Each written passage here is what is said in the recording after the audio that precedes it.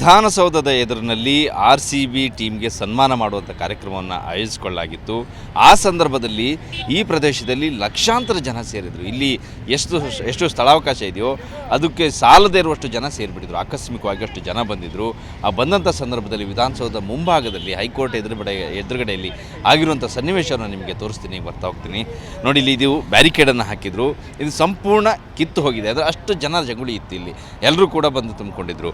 ಇಲ್ಲಿ ಗಿಡಗಳು ಸಂಪೂರ್ಣ ನಾಶ ಆಗಿದೆ. ಗಾರ್ಡನ್ನು ಲೈಟಿಂಗ್ಸ್ ಇತ್ತು, ಲೈಟ್ ಕೂಡ ಇದೆಲ್ಲ ಲಕ್ಷಾಂತರ ರೂಪಾಯಿ ಖರ್ಚು ಮಾಡಿರುವಂಥದ್ದು. ಅಂದರೆ ಸರಿಯಾದ ಸಿದ್ಧತೆ ಇಲ್ಲದೇ ಜನರಿಗೆ ಇಲ್ಲಿ ಆಹ್ವಾನ ಕೊಟ್ಟಿರೋ ಕಾರಣಕ್ಕಾಗಿ ಈ ಪ್ರಮಾಣದಲ್ಲಿ ಜನ ಬಂದಿರೋದ್ರಿಂದ ಸಂಪೂರ್ಣವಾಗಿ ಬ್ಯಾರಿಕೇಡ್ ಮುರಿದು ಹೋಗಿದೆ. ಇದು ಪ್ರತ್ಯೇಕವಾಗಿ ನಾಡಪ್ರಭು ಕೆಂಪೇಗೌಡ ಅವರ ಪ್ರತಿಮೆಯನ್ನು ಸ್ಥಾಪನೆ ಮಾಡಿದಾಗ ನಿರ್ಮಿಸಿದಂತಹ ಬ್ಯಾರಿಕೇಡ್ ಆಗಿತ್ತು. ಸುತ್ತವಾಗಲೂ ಸಹಿತ ಕಟ್ಟೆಯನ್ನು ಕಟ್ಟಿ ಸುರಕ್ಷಿತವಾಗಿರಬೇಕು ಅನ್ನೋ ಕಾರಣಕ್ಕಾಗಿ ಅದೆಲ್ಲವೂ ಕೂಡ ನಿನ್ನೆ ದಿನ ಜನ ಸೇರಿದಾಗ ಮುರಿದು ಹೋಗಿದೆ. ಗಿಡಗಳು ಸಂಪೂರ್ಣ ಸರ್ವನಾಶ ಆಗಿದೆ. ಹೋಗಲಿ, ಗಿಡನಾದರೂ ಮತ್ತೆ ನೆಡ್ಬೋದು, ಏನು ಮಾಡ್ಬೋದು. ಇನ್ನೊಂದು ಕಡೆಯಲ್ಲಿ ಪ್ರತಿಮೆಗೆ ನಾಡಪ್ರಭು ಕೆಂಪೇಗೌಡ ಅವರ ಪ್ರತಿಮೆಗೂ ಕೂಡ ಡ್ಯಾಮೇಜನ್ನು ಮಾಡಿದ್ದಾರೆ. ನಾವು ನೋಡ್ಬೋದು, ನಾಡಪ್ರಭು ಕೆಂಪೇಗೌಡ ಅವರ ಮೂಗಿನ ಭಾಗವನ್ನು ನೋಡ್ಬೋದು. ಅಲ್ಲಿ ಜನ ಇದ್ರ ಮೇಲೂ ಕೂಡ ಹತ್ತಿದ್ರು. ಇಲ್ಲಿಂದನೇ ಕಲ್ಲುಗಳನ್ನು ಎಸಿತಾ ಇದ್ರು ವಿಧಾನಸೌಧ ಒಳಗಕ್ಕೆ. ಅಲ್ಲಿ ಮಾಧ್ಯಮದವ್ರು ನಿಂತ ಪ್ಲೇಸ್ಗಳಿಗೆ, ಜನರಿದ್ದಂಥ ಪ್ಲೇಸ್ಗಳಿಗೆ ಕಲ್ಲುಗಳನ್ನು ಎಸಿತಾ ಇದ್ರು. ಅದನ್ನು ತಡೆಯುವಂಥ ಕೆಲಸನೂ ಕೂಡ ಮಾಡ್ತಾಯಿದ್ರು. ಈಗ ಈ ಪ್ರದೇಶಕ್ಕೆ ಬಂದು ನೋಡಿದಾಗ ಎಲ್ಲವೂ ಕೂಡ ಗೊತ್ತಾಗ್ತಾ ಇದೆ. ಸುತ್ತಮುತ್ತಲೂ ಸಹಿತ ಇರುವಂತಹ ಕಂಪೌಂಡ್ ಎಲ್ಲವೂ ಕೂಡ ಮುರಿದು ಬಿದ್ದಿದೆ.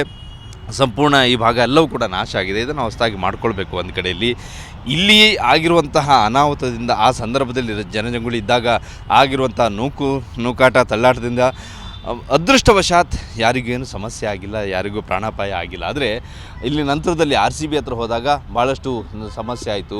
ಅಲ್ಲಿ ಜನ ಮೃತಪಟ್ಟರು. ಇನ್ನೊಂದು ಏನಂತಂದರೆ, ಅತ್ಯಂತ ಸೂಕ್ಷ್ಮ ಪ್ರದೇಶ ಇದು, ನಿರ್ಬಂಧಿತ ಪ್ರದೇಶ. ಕಾರಣ ಏನಂತಂದರೆ, ನನ್ನ ಎದುರುಗಳಲ್ಲಿ ಕಾಣ್ತಾ ಇದೆಯಲ್ಲ, ವಿಧಾನಸೌಧ ಎದುರು ಭಾಗದಲ್ಲಿ ನಮ್ಮ ಇರುವಂಥ ಪ್ರದೇಶ ಇದು ಹೈಕೋರ್ಟ್. ಈ ಹೈಕೋರ್ಟ್ ಪ್ರದೇಶ ಇದೆಯಲ್ಲ, ಇಲ್ಲಿ ಕೆಲವೊಂದು ಸ್ವಲ್ಪ ಗಿಡಗಳ ಮರೆ ಆಗ್ತಾ ಇದೆ, ಸರಿ ಕಾಣಿಸ್ತಾ ಇಲ್ಲ. ಎತ್ತರದಲ್ಲಿ ಹೋಗಿ ನಿಂತ ಕಾಣಿಸುತ್ತೆ. ಅಲ್ಲಿ ಕೂಡ ಅದ್ರ ಮೇಲೂ ಕೂಡ ಜನ ಹತ್ತಿದ್ರು. ಜನ ಅದ್ರ ಮೇಲೆ ಹತ್ತಿ ನಿಂತ್ಕೊಂಡು ಇಲ್ಲಿನ ಕಾರ್ಯಕ್ರಮವನ್ನು ನೋಡುವಂತಹ ಪ್ರಯತ್ನವನ್ನು ಕೂಡ ಮಾಡ್ತಾಯಿದ್ರು. ಅಲ್ಲಿಯೂ ಕೂಡ ಒಂದು ರೀತಿಯಲ್ಲಿ ಬೇಜವಾಬ್ದಾರಿಯಿಂದ ಜನ ಅಲ್ಲಿ ಹೋಗುವಂಥ ಪ್ರಯತ್ನ ಮಾಡಿದರು. ಪೊಲೀಸರು ಕೂಡ ಅದನ್ನು ನಿರ್ಬಂಧ ಮಾಡುವಂಥ ಪ್ರಯತ್ನವನ್ನು ಮಾಡಿಲ್ಲ. ಒಟ್ಟಾರೆಯಾಗಿ ನಿನ್ನೆ ಆಯೋಜಿಸಿಕೊಂಡಂಥ ಕಾರ್ಯಕ್ರಮ ಏನಿದೆ ಸಂಪೂರ್ಣ ಅವ್ಯವಸ್ಥಿತವಾಗಿ ಆಗಿತ್ತು. ಯಾವುದೇ ಪೂರ್ವ ಸಿದ್ಧತೆ ಇಲ್ಲದೆ ಮಾಡಿರುವಂಥ ಕಾರಣಕ್ಕಾಗಿ ಆ ರೀತಿಯಾಗಿತ್ತು. ಈಗ ಇಲ್ಲಿ ಈ ಪ್ರದೇಶದಲ್ಲಿ ನಾವೇನು ನೋಡ್ತಾ ಇದ್ದೀವಿ, ವಿಧಾನಸೌಧ ಮುಂಭಾಗ ಈ ಮೆಟ್ಟಿಲುಗಳೇನಿದಾವಲ್ಲ, ಇದೇ ಜಾಗದಲ್ಲಿಯೇ ನಿನ್ನೆ ಕಾರ್ಯಕ್ರಮ ಆಯೋಜನೆ ಆಗಿದ್ದು. ಆ ಕಾರ್ಯಕ್ರಮವನ್ನು ನೋಡಲಿಕ್ಕೆ ಜನ ಎಲ್ಲ ಬಂದು ಇದ್ರ ಮೇಲೆ ಹತ್ತು ನಿಂತ್ಕೊಂಡು, ಇಲ್ಲಿ ಸ್ಟ್ಯಾಚ್ಯೂ ಮೇಲೆ ಹತ್ಕೊಂಡು, ಇಲ್ಲಿ ಎಲ್ಲ ಬಂದು ನಿಂತ್ಕೊಂಡು ತೂರಾಡಿದ್ದು ನೋಡ್ಬೋದು. ಇಲ್ಲಿ ಚಪ್ಪಲೆಲ್ಲ ಬಿದ್ದುಕೊಂಡಿದ್ದೆಲ್ಲ ನೋಡ್ತಾ ಇದ್ದೀವಿ ನಾವು. ಇಲ್ಲಿ ಜನ ಜಾತ್ರೆ ಅಂದರೆ ಪೊಲೀಸರು ಕೂಡ ಏನು ಮಾಡಲಿಕ್ಕೆ ಸಾಧ್ಯ ಆಗದೆ ಇರುವಂಥ ಪರಿಸ್ಥಿತಿ ಆಯಿತು. ಅಂತಹ ಸನ್ನಿವೇಶ ಇಲ್ಲಿ ಸೃಷ್ಟಿಯಾಗಿತ್ತು. ಈ ಜಾಗ ಇವತ್ತು ನೋಡಿದಾಗ ಈ ರೀತಿಯಲ್ಲಿ ಕಾಣಿಸ್ತಾ ಇದೆ. ಒಂದು ರೀತಿಯಲ್ಲಿ ನಿನ್ನೆ ಒಂದು ರೀತಿ ರಣರಂಗ ಆಗೋಗಿತ್ತು ಅಂತ ಹೇಳಿದ್ರು ತಪ್ಪಾಗಲಿಕ್ಕಿಲ್ಲ. ಅಂತಹ ಸನ್ನಿವೇಶ ಇಲ್ಲಿ ಕ್ರಿಯೇಟ್ ಆಗಿತ್ತು. ಇವತ್ತು ಇಲ್ಲಿ ಬಂದು ನೋಡಿದಾಗ ತೀರಾ ಬೇಜಾರಾಗುತ್ತೆ. ಪರಿಸ್ಥಿತಿಯನ್ನು ನೋಡಿದಾಗ ಆ 11 ಜನ ಮೃತಪಟ್ಟಿದ್ದಾರೆ ಕಾಲು ತುಳಿತಕ್ಕೆ, ಅದನ್ನು ಕೇಳಿದಾಗೂ ಕೂಡ ಬೇಜಾರಾಗುತ್ತೆ. ಆದರೆ ಸರ್ಕಾರ ಯಾವುದೇ ರೀತಿಯ ಸಿದ್ಧತೆ ಇಲ್ಲದೇ ಬೇಕಾಬಿಟ್ಟಿಯಾಗಿ ಜನರಿಗೆ ನೀವೆಲ್ಲ ಬನ್ನಿ ಅಂತೇಳಿ ಟ್ವೀಟ್ ಮಾಡಿ ಅದೆಲ್ಲ ಮಾಡಿರೋ ಕಾರಣಕ್ಕಾಗಿ ಜನನೂ ಬಂದರು. ನೂಕಾಟ ತಳ್ಳಾಟ ಆಯಿತು. ಎಲ್ಲವೂ ಕೂಡ ಅಸ್ತವ್ಯಸ್ತ ಆಗಿ ಹೋಗಿದೆ.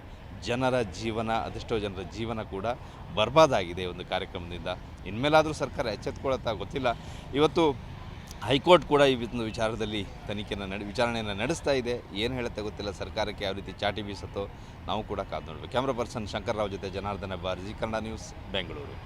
ಚಿನ್ನಸ್ವಾಮಿಯಲ್ಲಿ ನಿನ್ನೆ ಕಾಲು ತುಳಿತಕ್ಕೆ ಪ್ರಕರಣ ಸಂಬಂಧಪಟ್ಟಾಗಿ ನೋಡಿದ್ರೆ 11 ಸಾವುಗಳಾಗಿರುವಂಥದ್ದು, ಅಭಿಮಾನಿಗಳ ಸಾವಾಗಿದೆ. ಇದೇ ಒಂದು ವಿಚಾರವಾಗಿ ಸಾಕಷ್ಟು ಆಕ್ರೋಶದ ಕಹಳೆ ಊದ್ತಾ ಇರುವಂಥದ್ದು. ರಾಜ್ಯದಲ್ಲಿ ಅಭಿಮಾನಿಗಳು ಸೇರಿದಂತೆ ರಾಜ್ಯದ ಜನ ಸರ್ಕಾರದ ಮೇಲೆ ಆರೋಪವನ್ನು ಮಾಡ್ತಾ ಇದ್ದಾರೆ. ಆ ಸರ್ಕಾರ ಸರಿಯಾದ ರೀತಿಯಲ್ಲಿ ಒಂದು ಸೆಕ್ಯೂರಿಟಿ ಕೊಟ್ಟಿದ್ದರೆ ಇಷ್ಟು ಸಾವಾಗ್ತಿರಲಿಲ್ಲ, ಅಭಿಮಾನಿಗಳು ಸಾವಿಗೆ ಕಾರಣ ಆಗ್ತಿರಲಿಲ್ಲ ಎನ್ನುವಂಥ ನಿಟ್ಟಿನಲ್ಲಿ ಇವತ್ತು ಸಾಕಷ್ಟು ಆರೋಪದ ಮೇರೆಗೆ ಬೆಂಗಳೂರಿನ ಜಿಲ್ಲಾಧಿಕಾರಿ ಸೇರಿದಂತೆ CJI ಅವರು ಕೂಡ ವಿಸಿಟ್ ಮಾಡ್ತಾ ಇರುವಂಥದ್ದು. ನಿನ್ನೆ ಆದಂತಹ ದುರಂತದ ಜಾಗ ಏನಿದೆಯೋ, ಚಿನ್ನಸ್ವಾಮಿ ಒಳಗಡೆ ಚಪ್ಪಲಿ ಏನು ಬಿದ್ದಿದೆಯೋ, ಇದೇ ಒಂದು ದುಸ್ಸಾಹಸಕ್ಕೆ ಸೇರಿದಂತೆ ಸಾವಿನ ಸೂತಕಕ್ಕೆ ಪ್ರಮುಖವಾದಂತಹ ಕಾರಣ ಎನ್ನುವಂಥ ನಿಟ್ಟಿನಲ್ಲಿ ಸಾವಿರಾರು ಜೊತೆ ಆ ಚಪ್ಪಲಿಗಳನ್ನು ನಾವು ನೋಡ್ತಾ ಹೋಗ್ಬೋದು. ನಗರ ಜಿಲ್ಲಾಧಿಕಾರಿಯಾಗಿರೋ ಜಗದೀಶ್ ಅವರು ಇವತ್ತು ಬೆಂಗಳೂರಿನ ಜಿಲ್ಲಾಧಿಕಾರಿಗಿರೋ ಹಾಗೆ ಏನು ಸ್ಥಾನದಲ್ಲಿದ್ದರು, ಅವರು ಕೂಡ ಇದಕ್ಕೆ ಪ್ರಮುಖವಾದಂಥ ಕಾರಣ ಏನು ಎನ್ನುವಂಥ ನಿಟ್ಟಿನಲ್ಲೂ ಕೂಡ ಪರಿಶೀಲನೆ ಮಾಡ್ತಾ ಇರುವಂಥದ್ದು. ಚಿನ್ನಸ್ವಾಮಿಯ ಪ್ರತಿ ಗೇಟ್ನಲ್ಲೂ ಕೂಡ ವೀಕ್ಷಣೆ ಮಾಡ್ತಾ ಇದ್ದಾರೆ. ಏನೆಲ್ಲ ಅನಾಹುತಗಳಾದವು ಅವೆಲ್ಲವನ್ನೂ ಕೂಡ ಪರಿಶೀಲನೆ ಮಾಡಿ ಸರ್ಕಾರಕ್ಕೆ ತಲುಪಿಸುವಂಥ ಕೆಲಸ ಆಗ್ತದೆ. ಬೆಂಗಳೂರಿನಿಂದ ಮಂಜುನಾಥ್ ಹೊಸಳ್ಳಿ, ಜಿ ಕನ್ನಡ ನ್ಯೂಸ್.